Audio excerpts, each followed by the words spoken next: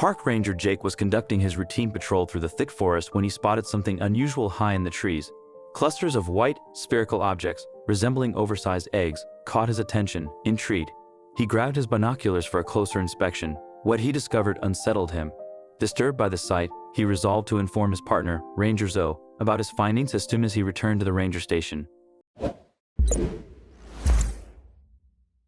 Back at the ranger station, Jake eagerly shared his discovery with Zoe. "Hey Zoe, you won't believe what I found today," he said, unfolding his map and indicating the location high in the trees. "I saw something that looked like giant eggs." Zoe raised an eyebrow, leaning in for a closer look. "Giant eggs? Are you sure?" she asked, her skepticism evident. Jake nodded, feeling a mix of confusion and intrigue. Zoe proposed they investigate the site together the next morning. "Let's check it out first thing," she suggested. That evening, they researched potential explanations. Could it be an insect nest or an unknown bird species? Jake rubbed his forehead in frustration, while Zoe sighed, closing her laptop. "Looks like we'll have to figure this out ourselves." They decided to call it a night, planning to resume their investigation after the storm that was rolling in past. The next morning, they returned equipped with climbing gear. The forest was still damp, but the air was fresh. Jake climbed the tree first, carefully detaching one of the eggs and bringing it down to Zoe. It felt heavier than expected and had a small seam around its middle. "This feels strange," Zoe remarked, examining it closely. Jake leaned in, intrigued. "Maybe it opens." They exchanged a look, realizing it might be something entirely different. Zoe noted the precision of the seam, suggesting it appeared manufactured rather than organic. "This isn't natural," she said, scrutinizing the object. They decided to take it back to the station for further analysis, with Jake placing it carefully in the back of their SUV. "Let's hope this gives us some clues," he said, anticipation building. Back at the station, Jake and Zoe placed the object on a table for a closer examination. "All right, let's see what we've got," Zoe said, donning a pair of gloves. Jake leaned in with a magnifying glass, muttering, "This definitely isn't natural." They attempted to pry it open, but had no luck, so they turned to more advanced tools. "Let's try the small crowbar," Zoe suggested. After several minutes of effort, they still couldn't get it to budge. "We need something more precise," she concluded, setting the crowbar aside. Jake retrieved a set of fine tools from the cabinet. After careful work, he discovered a hidden latch.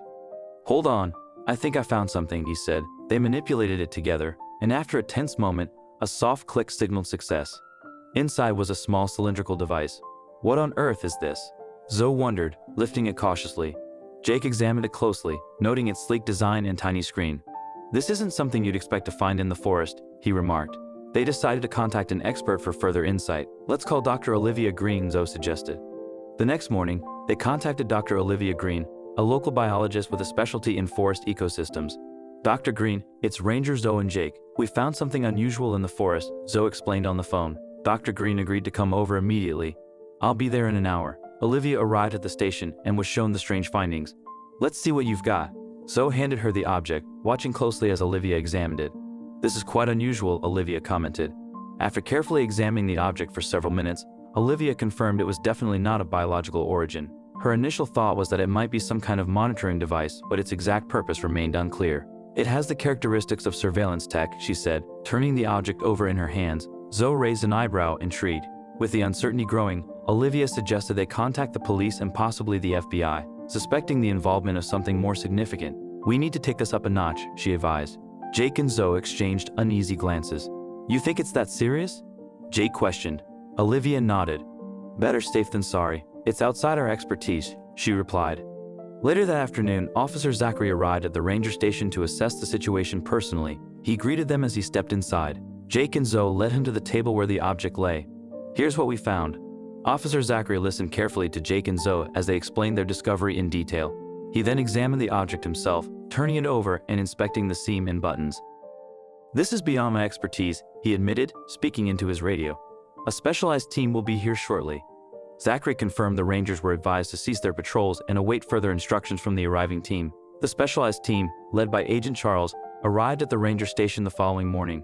They moved with purpose, setting up a temporary command post inside the station while finalizing their plans, marking off the area where the eggs were found and securing the perimeter with bright yellow tape. No one gets in or out without clearance. Jake and Zoe felt both relieved and anxious as they briefed Agent Charles on their discovery. "We found the first object here," Jake said, pointing to a map. Charles listened intently, nodding as he took notes. "And you're sure you saw more of these up in the trees?" he asked, looking up from his notepad. "Positive," Jake confirmed. Zoe added, "We've never seen anything like this before." Over the next few days, The team retrieved several more objects from the trees, treating each one with the utmost caution. Each egg was documented, photographed, and placed into secure containers. "Handle with care," Charles reminded his team repeatedly. "This place has more stories than we realize," Zoe said, watching another object being examined. Jake nodded. "Yeah, it's like peeling back layers of history." One night, unable to sleep, Jake took a walk around the station and overheard a conversation between Charles and another agent. They mentioned something about surveillance nodes and an ongoing operation, which only added to Jake's confusion and worry. "We need those nodes operational ASAP," Charles emphasized. Jake crept back to his quarters, his mind whirling. What exactly had they stumbled upon in their forest? The surveillance aspect suggested something far more serious than they had originally thought. The next day, Jake approached Charles, requesting more transparency about the situation. "Agent Charles, we need to talk," he began, catching up to the agent in the hallway. Charles glanced up, eyebrow raised. "What is it?" Ranger Jake took a deep breath. "We've been patient, but we need to know what exactly is happening here." Charles hesitated but eventually agreed to share some information. "All right, follow me," he said, leading Jake to a private room. Zoe joined them, and Charles shut the door behind them. "You've earned the right to know a bit more," Charles began. "But this must stay between us for now." He explained that the objects were indeed some form of surveillance equipment, possibly linked to an international smuggling ring operating in the area. "These devices have been found in other regions too," Charles disclosed. Jake's eyes widened. "Smuggling in our forest?" Zoe was equally stunned. Their presence in the forest was both accidental and intentional, serving as a relay for information likely passing through the region. "They're using our forest as a conduit," Charles explained, spreading a map on the table. "It's both a hiding spot and a strategic node." Charles emphasized the importance of remaining discreet to avoid public panic. "This information doesn't leave this room," he warned. As the investigation deepened, a breakthrough came when the agents deciphered data from one of the devices. "We got something," an agent called out, drawing everyone's attention. Charles and the Rangers hurried over. "What does it say?" Zoe asked, leaning over the screen. "It points to a location near here." The information pointed to a nearby abandoned cabin as a potential hub for illicit activities. "It's an old hunting cabin not far from here. A joint operation between the federal agents and local police was planned to raid the cabin. We'll coordinate with local authorities to ensure everything goes smoothly." The plan was set in motion, and everyone hoped this would be the key to unraveling the mystery. Positions ready, the raid on the abandoned cabin unfolded swiftly and efficiently, leading to the arrest of several suspects and the recovery of more equipment linked to the surveillance nodes. Jake and Zoe assisted with securing the perimeter. Inside, Charles and his team collected evidence. Forensic analysis revealed that the mysterious eggs were actually high-tech spy devices designed to monitor and transmit data about smuggling routes through the forest. "These are more sophisticated than we initially thought," an agent remarked, showcasing the intricate components of one device. The discovery not only disrupted the smuggling ring but also illuminated the extensive network they had established. "We've only scratched the surface," Charles noted during the debriefing. The evidence indicated a well-coordinated operation that spanned multiple regions, revealing the complex intricacies of the smuggling operation. It became clear that this was not a small-time operation but something much larger.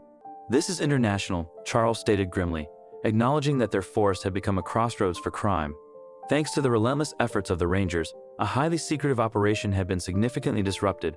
"We've put a major dent in their plans," he added. The dedication of Jake and Zoe had not only protected the forest but also contributed to a significant law enforcement victory. "You both have been invaluable," Charles praised during the debrief. Jake and Zoe exchanged proud smiles, affirming, "Protecting the forest is our job." In the end, the forest was safer and justice had been served.